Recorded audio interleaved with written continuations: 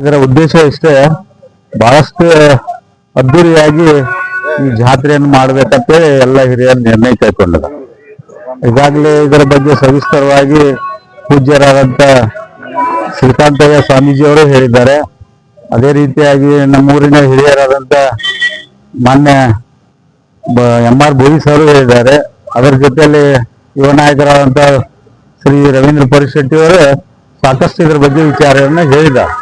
ಇದ್ರ ಜೊತೆಲಿ ನಾವೊಂದು ಇಷ್ಟ ವಿಚಾರ, ಯಾಕಂದ್ರೆ ಇವತ್ತಿನ ದಿವಸ ಜಾತ್ರೆಗಳನ್ನು ಯಾಕೆ ಮಾಡಬೇಕು ಅನ್ನೋದನ್ನ ನಾವು ಮನದಟ್ಟು ಮಾಡ್ಕೋಬೇಕಾಯ್ತು. ಯಾಕಂದ್ರೆ ಇವತ್ತಿನ ನಗರ ಜೀವನಕ್ಕೆ ಮತ್ತು ಹಳ್ಳಿ ಜೀವನಕ್ಕೆ ವಿಚಾರ ಮಾಡಿದ್ರೆ ನಮ್ಮ ಭಾತೃತ್ವವನ್ನು ನಾವು ಕಳೆದುಕೊಳ್ತಾ ಇದೀವಿ ಆಂಬಲ ಅಂತ ಅನ್ಸಾಕತೈತಿ. ಸಿಟಿ ಜೀವನಕ್ಕೆ ಮತ್ತು ಗ್ರಾಮದ ಜನತೆಯಲ್ಲಿ ಈ ಒಂದು ಭ್ರಾತೃತ್ವವನ್ನು ಉಳಿಸ್ಕೋಬೇಕಾದ್ರೆ, ಸಂತೋಷವನ್ನು ಉಳಿಸ್ಕೋಬೇಕಾದ್ರೆ ಇವೆಲ್ಲ ಜಾತ್ರೆ ಕಾರ್ಯಕ್ರಮ ನಾವು ಮಾಡ್ಬೇಕಾಗ್ತದೆ. ಯಾಕಂದ್ರ ನಮ್ಮ ಹಿರಿಯರ ಪರಂಪರೆಯಿಂದ ಮಾಡ್ಕೊತ ಬಂದಿದ್ವಿ ನಾವು ಜಾತ್ರೆಗಳೆಲ್ಲ. ಇವೆಲ್ಲ ಹಿರಿಯರು ಕೊಟ್ಟ ಕಾಣಿಕೆ ಏನಂದ್ರೆ ಪ್ರೀತಿ ಮತ್ತು ಸೌಹಾರ್ದತೆಯಿಂದ ಬದುಕುವಂತ ಪ್ರತೀಕ. ಇವೆಲ್ಲ ಜಾತ್ರೆಯ ಪ್ರತೀಕ ಇವು. ಅದಕ್ಕೆ ದಯವಿಟ್ಟು ಯಾರು ಇದೇ ಗುರುಗಳು ಹೇಳಿದಂಗ ಇದ್ರಲ್ಲಿ ನಾವು ಯಾರು ತಾರತಮ್ಯ, ರಾಜಕಾರಣ ಬೇರೆ, ಇವು ಜಾತ್ರಾ ಕಮಿಟಿನೇ ಬೇರೆ. ಆದ್ರೆ ಇಲ್ಲೇನು ಆ ತರ ಅವಕಾಶ ಇಲ್ಲ. ಯಾಕಂದ್ರೆ ನಾವೆಲ್ಲಾ ಹಿರಿಯರು ಇರೋದು ಸನ್ಮಾನ್ಯ ಈ ಭಾಗದ ಶಾಸಕರಾದ ಬಾಲಕೃಷ್ಣ ಜಾರಕಿಹೊಳಿ ಅವರ ಶಿಷ್ಯರದೀವಿ, ಅವ್ರ ಅನುಯಾಯಿಗಳದೀವಿ. ಇಲ್ಲೇನು ನಮ್ಮ ರಾಜಕಾರಣ ಇರುವುದಿಲ್ಲ.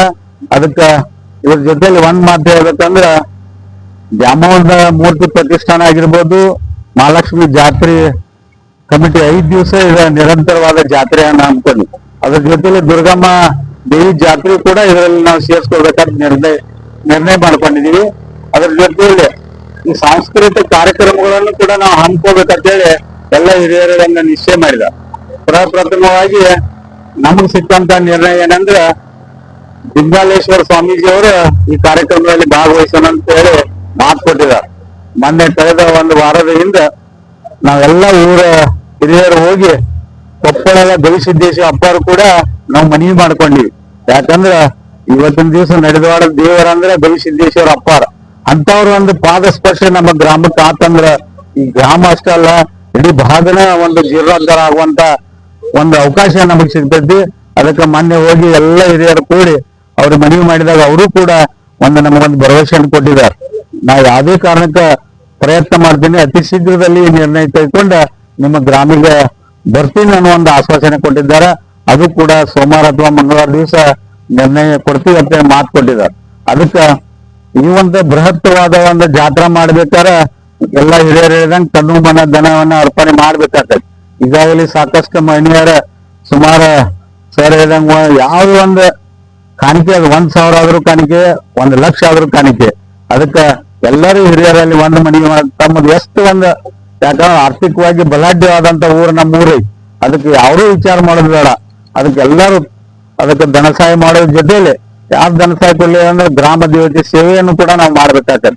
ಅದಕ್ಕೆ ಯಾರು ಕಾಣಿಕೆ ಕೊಟ್ಟಿದ್ರು ಆತು ಎಲ್ಲರೂ ಕೂಡಿ ಒಂದು ಭ್ರಾತೃತ್ವದಿಂದ ಅಂತಮರ್ಗತೆ ಈ ಜಾತ್ರೆಯನ್ನು ವಿಜೃಂಭಣೆಯನ್ನು ಮಾಡೋಣ ಅಂತ ಮನವಿ ಮಾಡ್ಕೊಂಡೆ ಅದಕ್ಕೆ ಶೀಘ್ರದಲ್ಲಿ, ಯಾಕಂದ್ರೆ ಈ ಕಾಣಿಕೆಗಳನ್ನ ನಾಳಿಂದ ಸ್ಟಾರ್ಟ್ ಮಾಡ್ತೀವಿ ನಾವು.